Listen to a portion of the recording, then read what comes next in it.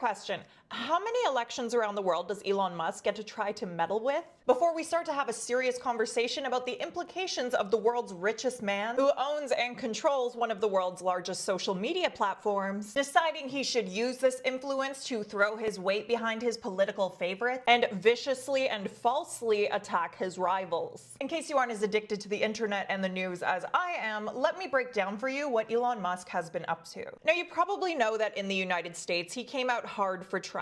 Musk campaigned with him, shoveled money at him, and blasted posts all over Twitter supporting Trump and blasting his adversaries, often leaving facts and reality in the dust as he did it. This worked out well for Musk, who now gets to co-run the proposed Department of Government Efficiency and seems to have the ear of the US president. But the success of this strategy seems to have gone to his head because now he's going global. He has been loudly and publicly weighing in on politics around the world, highlighting favorites, and waging an information war on those he dislikes in Germany, Canada, and the UK. When it comes to Germany, he has loudly and repeatedly endorsed the far-right party, Alternative for Germany, or AfD, a virulently Islamophobic party that has promised that if elected, they would ban the burqa and the Muslim call to prayer and put all imams through a state vetting procedure. The party's co-chair has also said Germany should be, quote, proud of its soldiers in both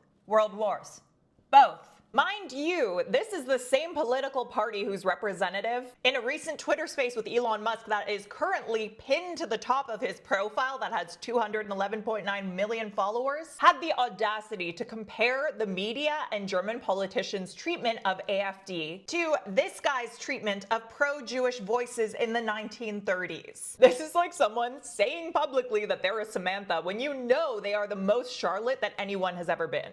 Except way scarier. Meanwhile, in the UK, Musk has been waging an information war against Prime Minister Keir Starmer. He has been constantly publicly attacking Starmer, who is the leader of the country's center-left party, accusing him of being complicit in some truly horrific stuff that I can't talk about here. But unsurprisingly, there are many folks disputing Musk's characterization of this, with one former chief crown prosecutor for Northwest England saying Musk is completely rewriting history. Not only is he doing all that public stuff, but the Financial Times just reported that Musk has, quote, privately discussed with allies how Sir Keir Starmer could be removed as UK Prime Minister before the next general election. A source told Financial Times that Musk's view is, quote, that Western civilization itself is threatened. While some of us paint or do pottery, the world's richest man, who we're supposed to believe is extremely busy running several companies, is spending his time trying to figure out how to ouster the democratically elected leader of another country that he doesn't even live in.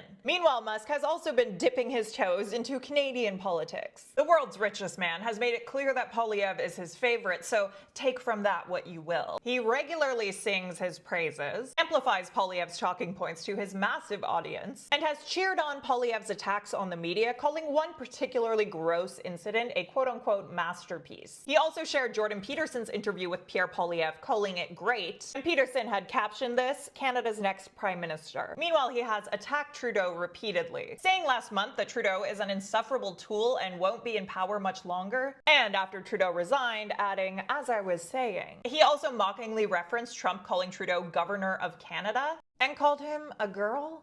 Is that supposed to be insulting? Meanwhile, Poilievre doesn't seem to take issue with Musk's behavior and endorsement.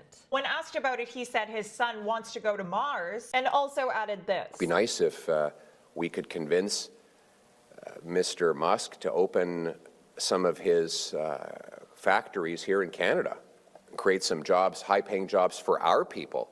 I don't know about you guys, but I'm good. Now, don't get me wrong. People can have opinions about and talk about politics. But most people don't have a multi-billion-dollar social media platform at their fingertips that reporting suggests might be rigged to artificially amplify their posts. Nor do they have the biggest piggy bank in the world at their disposal. And I'm not alone at being alarmed about this development. Several European leaders have been sounding the alarm at Musk's global political ambitions. For example, in Germany, where the election is less than 2 months away, the Chancellor Olaf Scholz said that German election will, quote, not be decided by the the owners of social media channels, but by German voters. French President Emmanuel Macron also said, quote, "Who could have imagined 10 years ago that the owner of one of the world's largest social networks would intervene directly in elections, including in Germany?" Even a Greek health minister has weighed in, calling Musk's behavior, quote, "troubling and far from amusing." In a radio interview, he said, quote, "Someone cannot simply use their platform, wealth, and connections to try to dictate how governments are formed in each nation.